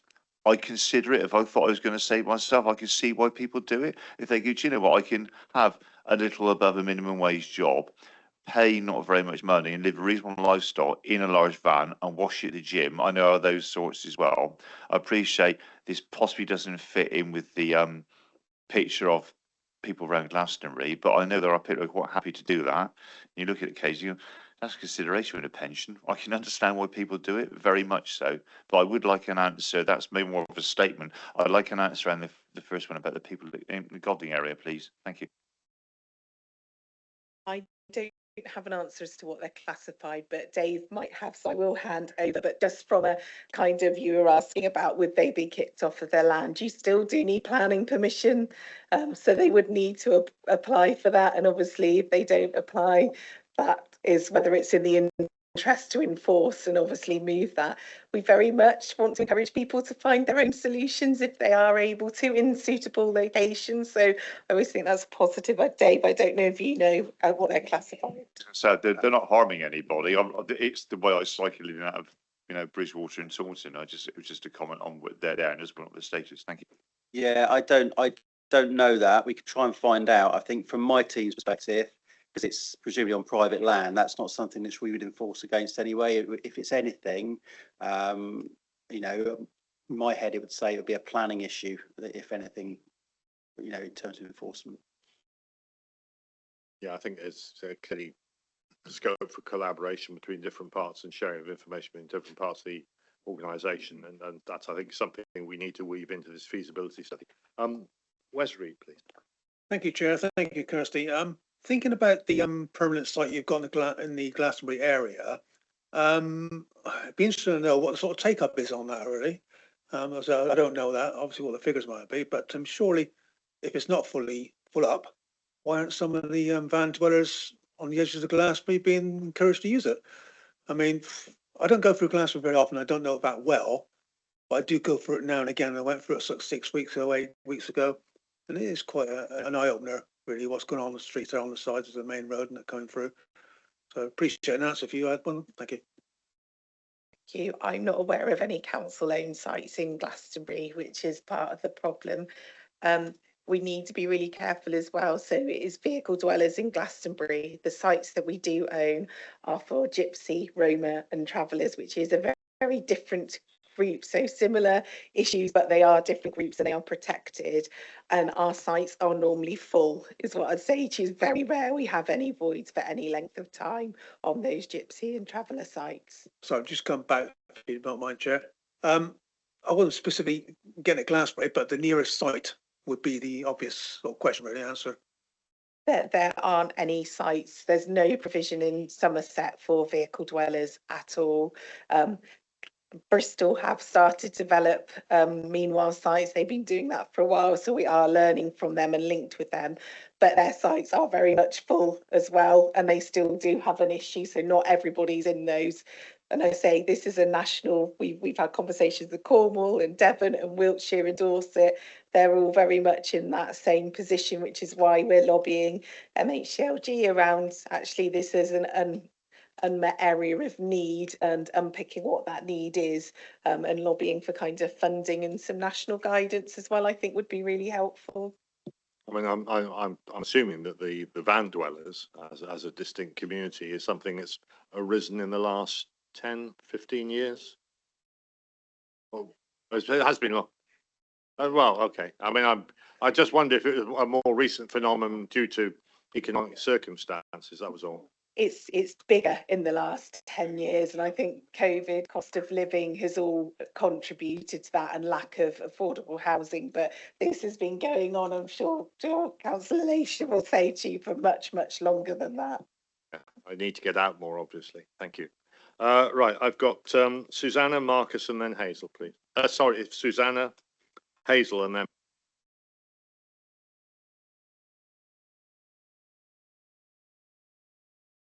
You may have to bear with me because I've got quite a lot to say. But first of all, I'm really grateful for this coming before us. I've been asking for it for 4 years. I was asking for it for as a resident to my then councillor Liz many years before that. So I'm grateful this has finally come before us. But I have to say it's been an extremely long time coming. And I wonder what on earth has made it take this long. So I do feel now that we're in a situation where actually we need to call this what it is, a state of emergency with relation to lack of availability of a traveller site. It's now an emergency. You're quite happy to declare emergencies, or we as a council are quite happy to declare emergencies around other issues. This now is an emergency. If you consider the numbers in Glastonbury alone, you say 131. It's 138 on the roadsides as of yesterday, I think, the last count, plus another 80 on a site within the town that isn't really a site, it's become a site. So it's not 131, it's way over 200. And if you consider that relative to the problem in Bristol, I don't know how to explain this. I don't know which pile of Smarties I have to put on which table to make people physically see and understand how bad this problem is.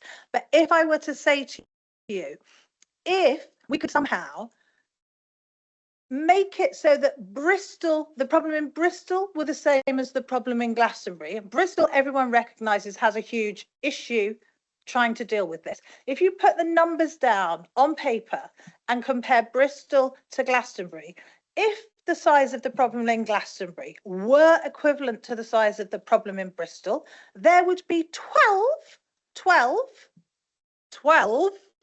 caravans in Glastonbury. There are well over 200. That's why I think we need to declare this an emergency, because it is an emergency and it needs addressing. For me to say at pace, I think is pointless, because we don't seem to really and truly know what pace is, other than a snail's pace. But this now is an emergency and has to be treated as such. That's my first point. My second point is I've got 3 matters that I've been asked to bring here by Glastonbury Town Council. They would, I'm going to read it so that I don't get it wrong. They would like to request a place on the multi-agency group.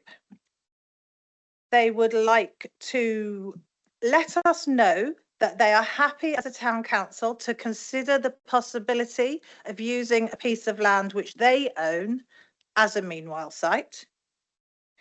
And thirdly, they would very much like, as a town council, to consider how they can help contribute to the health and well-being of people on the roadside. And I think we all feel that. I don't think anyone around this table doesn't care about people's health and well-being, doesn't care about the struggles that they're facing. And from what I see, those struggles are huge. So that's that. Thirdly, I'd like to ask, where are the 3 sites which are currently, as I understand it, for Gypsy Roma travellers? I mean, to ask why there are no stopping points is pointless, but I would like to ask why there are no stopping points. I'd like to know when the MAG is exactly going to be reinstated. Is it existing already? Because it used to exist under Michelle Cussock. I asked to sit on it before I became a councillor. I asked because actually it was instigated around my kitchen table. I asked to sit on it as soon as I became councillor. The meetings kept getting cancelled and then it was disbanded. I never attended a single meeting. Now, I don't know whether it exists or whether it's about to exist, but I would like to sit on it, as would my counterpart, the Liberal Democrat, Ewan Cameron, who's the other councillor for Glastonbury. Then I think we really have to somehow unpick, because it's very muddled, this situation, because we're talking about sites that exist for Gypsy, Roma, but these are people with protected status. We're actually trying to lump into this whole same discussion and this whole same presentation a group of people who have no protected status, but for whom we need and want to find resources and living spaces. So we can't lump this all in together. They need to be separated out and properly looked at and solutions found, and quickly. That's why I asked for it to be made a state of emergency. And finally, I mean, I probably should let other people speak first, but finally, there are things that I would like to discuss that I would request we go into private session for, because there are sensitive personalised information involved. Thank you, and sorry that it was so much. Okay, thank you, Councillor Hart. Yeah, I think we have grasped the differentiation between the various groups that we're trying to deal with, and the recognition, of course, that they all require different solutions.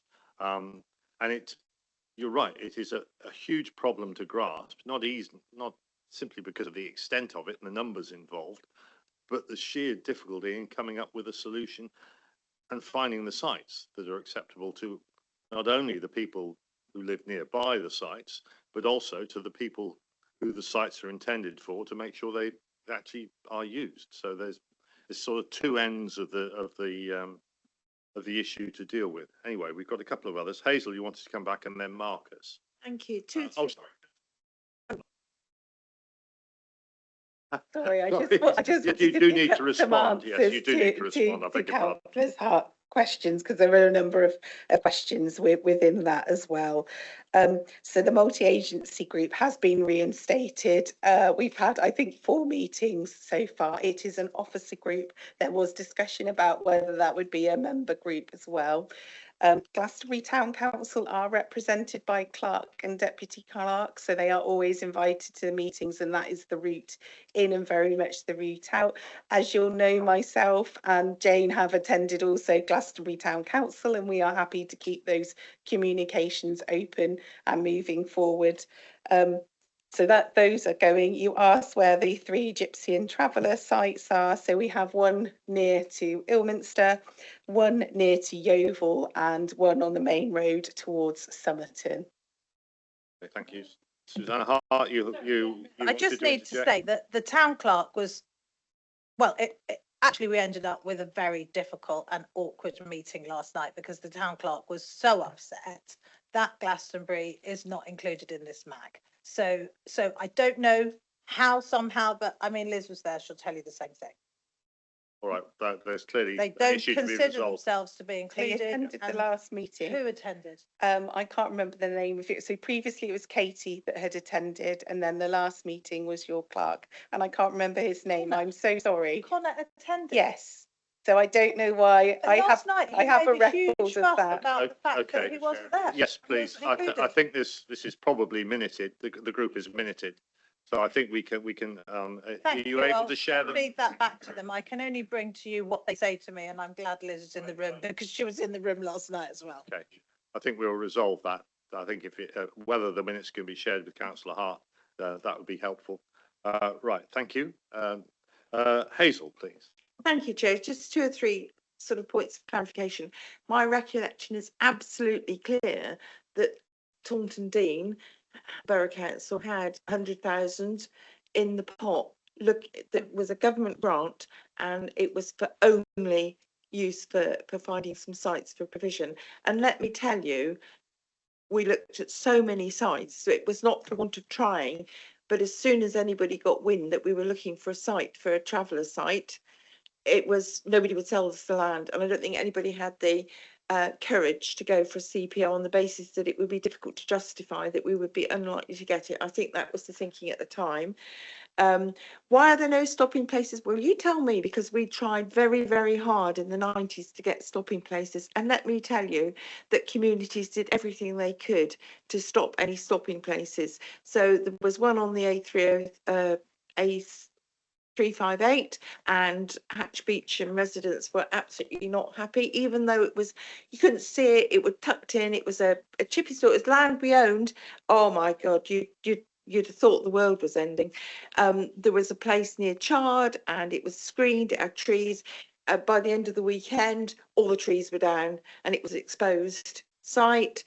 There was one on the levels that got to the planning stage and was turned down because those poor people, it wouldn't be a suitable environment. And there was another one that was, whereas a road ended next to the M5, and although it was on a bank, it was screened, or no, the noise would be too great for the band. So it wasn't for want of trying. We tried and tried and tried, let me tell you. And we also we were kind of tolerant of established traveller sites. So I can think of Paradise Quarry, which was up on the Mendits near between Wells and Shepton Mallet, Croscombe, near Croscombe. And that was a lovely little site. It was tucked away. It wasn't really causing anybody any bother. And I have to say, the administration that came in whenever it was the Tories took over, less name and shame, they took over, and it was, I think it was at that time that it was completely closed off, filled in, stopped from being used. And that was an example that was followed everywhere. There was a little site that the travellers would come, and I'm talking now about, they weren't gypsies, they were van dwellers, had vans, buses, that kind of thing, new age travellers. They were, everything was done to remove, boulders were put up, chippings were put, everything that could be done to stop it. So that's why there are no meanwhile places or temporary stopping places, because people just wouldn't have it. And I think that it is very vexed, and that's why I say we actually need to look at the greater good in order to be able to deal with it. These were not sites on the edge of, even on the edge of the village. They were right out in the sticks. They were not anywhere where you could reasonably say that people's property value would be affected. It really was absolute prejudice. I suspect that will be quoted in the press, but there we go. That is what it is. And that is the reason why it's not for want of trying. But I am really concerned if that £100,000 is vamoosed into the ether, because it should have been given back to the government if we weren't going to use it. But let me tell you, we tried and we tried and we tried, and I have put forward several sites, and there's always some reason why that's not acceptable. No, couldn't possibly do that, whatever. Just on the sites that we have, I thought we had a site up on the Black Downs near the Holman Clavel. There's a site, there was a site there for, because that was where Taunton Dean looked at putting a temporary site, and I would personally have gone with that, but there was an issue with somebody squatting there, and then it fell into, well, they wouldn't want travelling people next to fixed community. I'm thinking, right, okay, but I thought there was one at Williston as well. The only council-owned sites are the three that I've mentioned to you. There are a number of private sites across, but yeah, they were definitely local. So if we sold those, I don't know what's happened previously. That would have been before. Could somebody? Okay, could we get through the terrier, the county terrier that we have, the person that looks, at the land holdings. The land registry, but it's a Somerset function. It's not the land registry, it's the terrier clerk. Could we ask the terrier clerk, please, when the sites at, I'm wanting to think it was near Stegursey, somewhere like that, and up near the on the Black Downs, near Church Stanton, Holman Clavel. There were definitely two council sites there. So I hadn't noticed the flogging off of them. I assume the others are at Tintinhull and Ilton and at Somerton. So what happened? How come we got rid of those? And also to say that there are other private gypsy sites, aren't there? Because, well, there used to be one in Vantage. Is that still there, or is that gone with the demise of Bill Tucker? There are a number of private There are sites, some private full of sites. and we would encourage that and Yeah, welcome that absolutely. if they're well run. But It's a good solution. yeah, but they would have similar problems in trying to get a planning permission, and that is the biggest problem. And actually, somewhere along the line, somebody's got to have some courage and move forward. But I could never make anybody have that kind of courage. But definitely, temporary stopping places. My God, we tried hard, and it was thwarted at every twist and turn, sadly.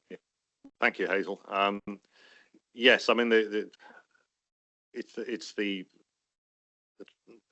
the transit sites, but I mean the transitory sites, I think, are the issue. The county is dotted with privately owned sites. I mean, we got one in Milverton, which when it came up for planning caused a sort of twitching of the curtains, and it's fine. There's no problems at all with it, and this, I think, is the case. And it occurred to me when we were talking earlier that it may be possible to put a set down site next to one of these, and I thought, no, probably the dynamics of families and different traveller groups, that probably wouldn't work, which is unfortunate, because if you have an established use, then putting a temporary use next to it is something to go with. But I think we're having a really good. Chris, do you want to add something? But just in the discussion has been circulating around this 100,000 or so that is being discussed around a ring-fenced fund. So I've just gone back over the records. So within the capital programme review that was undertaken in 23-24, the suggestion put to members for the 24-25 budget, which identifies £109,000 as an allocation that transferred across from Somerset West and Taunton into Somerset Council. So that transferred across. However, it was funded by borrowing. There was no government grant on record. Okay, I'm just telling you what I've got here. So that was funded by borrowing, and therefore on the basis that there was no scheme identified and it was borrowing, it hit the triggers for removal, and that's what members supported. I can't find anything that suggests it was government grant funded or ring fence, and in making those decisions, that went through the finance team for assurance testing. So I appreciate there's a different recollection in the room, but the records I have available to me demonstrate that there was no money from government. If you've got other records, I'd be happy to receive them and review. Okay, I think yeah, I think she is, but this has been through finance, so. It was a complete misunderstanding on my part that it was permission to borrow, but I am absolutely certain that it was a government grant that was sitting in and it was there for years and years and years. So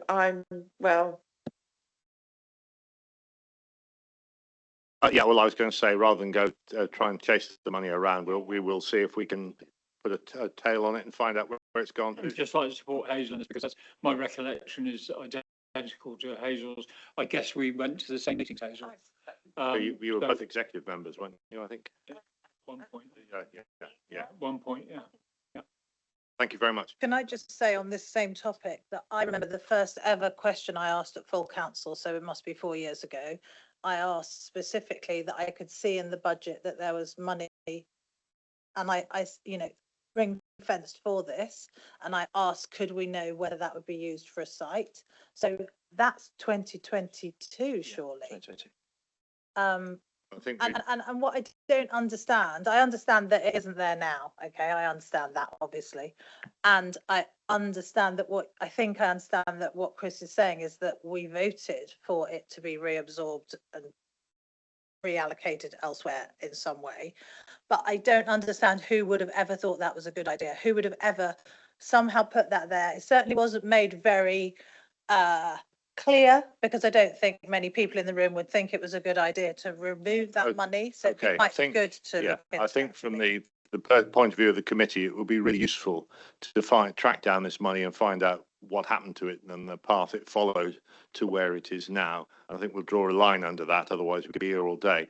Right, I've got Councillor Cameron online, and then I'll come to Marcus, and then I'll sum up. Councillor Cameron, please. Colleagues, Chair, thank you very much. I just wanted to add a couple of things. I just wanted to put it on record, a big thanks to Kirsty and Dave and the rest of the team. I know they've been working really hard, and capacity issues are a concern. And Chair, as you mentioned earlier, enforcement is a particular issue. I just would like to highlight to the team, we used to, as a council, have an officer doing the monthly caravan count. That officer is no longer in our employ. So I physically did the caravan count on Monday this week, and I will continue to do that because we need that low-level data information. In all honesty, it also helps my situational awareness of where the caravans are on any particular day. But that just highlights the enforcement capacity issue that we have across the board. And then the final thing I just would like to bring to your attention, Chair, is that we do have another hidden cost to all of this, and that is on occasion many of our caravans that become uninhabitable, and then they turn into what's classified as abandoned vehicles. Since March 2021, we, Somerset Council, have removed, we estimate, 104 caravans from around the Glastonbury area, and the cost is anywhere between £42,000 and £72,000 associated with the removal and disposal of those caravans. So I just would like to sort of observe that that's another particular hidden cost to us managing this particular situation. Thank you. Okay, thank you very much. Thank you for that. Kirsty, do you want having to add? Does your department cover the cost of disposal? I'll let Dave answer this one. Yeah, we do. We deal. So one of my teams deals with abandoned vehicles as well. So yes, we do pick up that cost. We can't just leave them there because they become, targets of vandalism. People set them on fire and stuff like that. So we do have a contract to go out and remove them. Thank you. Right, Marcus, and then I'll sum up, and then we'll move into private session. Thank you, Chair. I think you just had a living proof of why one of the issues with reorganisation is you lose officers who've been there a long time, and you lose some of the knowledge that maybe isn't written down. And I think Councillor Coles and Councillor Hale, I think just added proof to that. So there's a lot of experience in the room and a lot of members and a lot of people who remember. And as it happens, I don't want to wade in now, but I was in Somerset West and Taunton executive, and I'm pretty certain I agree with them. But anyway, it's quite, the whole thing has been, I mean, obviously Glastonbury, you've got slightly different issue in Glastonbury because you've got a community impact effect, really. Where in other places it's not, and as Edric said, very well, actually, I think the word you used was, let's be honest, who are they harming? And actually, you've got to say that we're only what is it, 2 decisions or 3 bad decisions away from being homeless. In my case, it's 1 bad argument away from being homeless. Ironically, I do have an old library because I could live in, although it's not got an MOT. And I do think, and the problem is, then we talk about enforcement, and actually, one of my most emails I'm getting about at the moment is a caravan in a field that somebody may be living in, and we end up in this. What's more important? Then you have to feel for the enforcement officers, because while they're dealing with somebody who may or may not be living in a caravan in the field, then actually we've got other enforcement issues that should be dealt with. Who's dealing with them? And we all know we've got tight budgets, etc., etc. But of course, there's however number of elected members we have, is there will be at points where some elected members, maybe you could say that about all planning enforcement. What harm are they doing? Well, some you see, I'm trying to word this in a way that's a little bit more eloquent, but when it comes to enforcement, we've got vague priorities, and unfortunately, Edric, you could say that about caravan in a field or anything. What harm is it doing to anyone? And unfortunately, everybody has their own opinion of what harm it is. I'd love to be able to say live and let live, but I don't. Well, I just have. Sorry, Chair. Okay, thank you. Right, yeah, we'll draw this part of the debate to a close, if I may. I think what we've had a very thorough debate about these associated issues. It's not one issue, it's a series of different issues. And I think we all understand how complex and difficult to solve they are. I mean, if they were easy, it would have been sorted out some time ago. And here we are in 2026, and it's a big issue. So dealing with the sort of traveller community, there is clearly a need to provide temporary sites for them to stop off in, either for, I don't know what the average length of time is, but that would if we can manage that, that's going to reduce the illegal incursions into park and rides and onto public open spaces and that kind of thing. Of course, it doesn't mean that people, if we provide the sites, they will come, but I mean, I think we have to fulfil our obligations in that regard. There's also, of course, the issue of the privately owned sites, and I think by and large, and I'd like to know if this is any other evidence, by and large, they're well organised and well ordered, and they don't cause any particular problems, but they are probably not appropriate for having a temporary site tacked onto, which means that we're looking for discrete sites elsewhere, which is frankly the nub of the problem as far as I can see it. So we're talking about a feasibility study, which I'm more than happy to propose from the chair that this is brought forward, but I think we need to scope it out a little bit better than the next steps that are identified here on the slide, because we need to separate the problems, the associated problems. So we need to talk about the travellers, the need to find temporary sites. We also need to bear in mind, of course, that we're going through a local plan process at the moment, and the two things are inevitably entwined. So I don't know quite to what extent Kirsty Larkin's team is engaged with the local plan process to help find appropriate sites or find sites that are not appropriate. So I think that's something that the committee would like to know a little bit more about.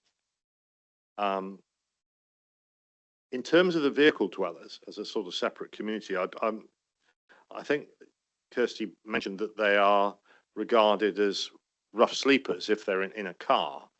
In a van, I suspect it's a slightly different, but they're not regarded as homeless. And do we have a legal obligation for them? So if there's no, or whatever that may be, they would be classed as sleeping rough. There is then government guidance, well, legislation around whether we have a duty to provide accommodation or not. And that's based on whether people have made themselves intentionally homeless, whether they're what's called in priority need. Now, many at the moment may not be in priority need, but the longer they are living in that way, they often then fall into a priority need category where we do have a longer term housing duty, but there's also local connection to consider. So there are a number of factors. So our preference is obviously that prevention is better, so solutions is better than kind of leaving people to drift on and then health worsens. Yeah, are they captured in our homelessness numbers? Is there a... So some of them are captured in our rough sleeping numbers when we do our rough sleeping counts, if we know they have not got accommodation. So we do capture them, and we have our roadside dweller officer working closely with them and our outreach team around rough sleeping, and they're also linked with the homeless nursing and health team, which is an amazing service. So you're happy that we got a handle on the numbers across the county? I mean, I think a little bit's been made of the fact that Glastonbury attracts a lot of people. Whilst there is a spiritual argument that sort of draws people of this ilk, shall we say, I suspect there's also a strong draw that, oh, well, you can park your van up with Glastonbury because everybody else is doing it. And so there is a draw from the rest of the county, and it's not necessarily associated with Glastonbury per se. I think you also said that there are other clusters drawing up, and I think this is inevitably an aspect of human behaviour. People will join together with people of a like mind, and so suddenly 1 or 2 will become 10 or 12 within a short period of time. And I think we need to, if we ever can be, ahead of the game on that to try and sort of nip these things in the bud, because this is not an issue that's going to go away. So I think what I'd like to do from the chair is to propose that the feasibility study is set up, but I think, like it to come, I don't know how to come to a future scrutiny meeting just so that we can examine the scope of it and make sure that we're happy that it will cover the areas that it needs to. And also, I think, to make sure, if we, insofar as we can, that you have the resources to do the job properly. I mean, we've got to get a grip on this, and it's not going to go away. And I think, yeah, we've just got to. I was going to say we've got to sort it. We'll never sort it, but we've got to crack on with it. Yes, Tom.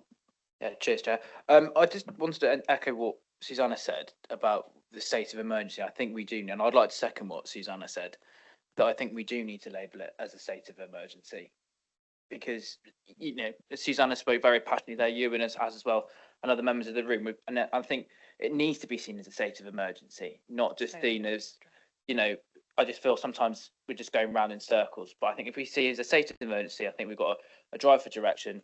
It might be, we obviously know it's going to be very difficult, but I think if we class it as a state of emergency, then hopefully, fingers crossed, we can hopefully in the future get somewhere where everything is achieved. Thank you. Okay, I mean, subject to the views of the rest of the committee, I'm quite happy to write to the leader of the council and say that this is, having had a deliberation on this matter, that we would like to draw it as an emergency issue to the executive. I mean, are you happy for me to do that, Hazel?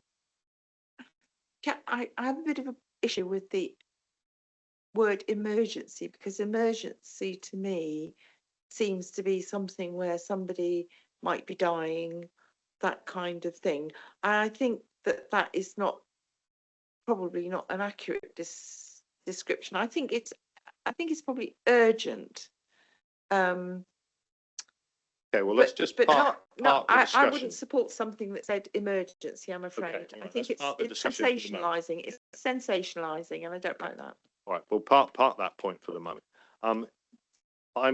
I propose that we ask them, Kirsty and her team, to carry out a feasibility study with a response to us or the appropriate committee at a future date. Can I have a seconder for that, please? Edric, thank you very much. Are we all in favour of that as a resolution? Brilliant. Okay, thank you very much. Right, as has been highlighted, we have had a request from Councillor Hart to widen the discussions into other areas, which will necessitate us going into private session. So therefore, I would like to propose a motion to exclude the press and the public, to consider passing a resolution having been proposed and seconded under Schedule 12A of the Local Government Act 1972, to exclude the press and public from the meeting on the basis that if they were present during the business to be transacted, there would be a likelihood of a disclosure of exempt information within the meaning of Schedule 12A of the Local Government Act 1972. And the reason for this is that their information relating to any action taken or to be taken in connection with the prevention, investigation or prosecution of crime. Hazel.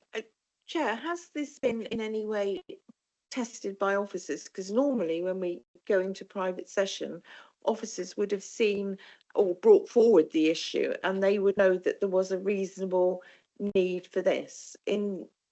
Has that been at all tested by? The request was given to me as I arrived this morning. I have discussed it with Jamie. Yeah. I have discussed it with Chris Hall, and I've discussed it with Kirsty Larkins, and they are all happy for this to take place. So I put it. Well, I have been. I mean, it will become clear when we're there, but it is not something that ought to be discussed in public. The chair is aware of the substance. Right, the chair is aware of the substance, and the chair is advising that you are happy for this. That's what I was trying to get. Thank you. I'm sorry if I wasn't clear. So I've proposed that from the chair. Can I have a seconder, please? Tom Power. Right. I'm afraid I think you're the only member of. Oh, sorry, do you want to vote? Yes, you do want to vote. Can we vote in, all those in favour, please? 1, 2, 3, 4. And those against? 1. Any abstentions? 2 abstentions. Carried. Thank you very much. Sorry, Daniel, but,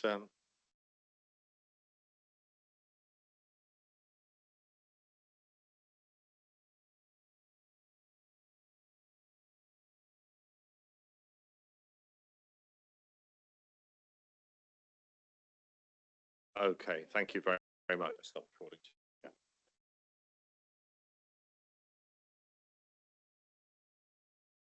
We're back in the room. Apologies for those of you been waiting. The last item on the agenda is the Scrutiny Committee's work programme. We already have a work programme which is on the agenda. Due to time, I would just add to that. We will need a leisure update, which I've asked Chris to bring to the next meeting, and also an Octagon update, which will be passed forward to the new committee for discussion probably in October, I think we said. Unless there is anything else that people particularly want to add, I will draw a meeting to a close. And thank you all for your contributions this morning. It's been interesting. Thank you very much indeed. Thank you, Chair. Meeting closed.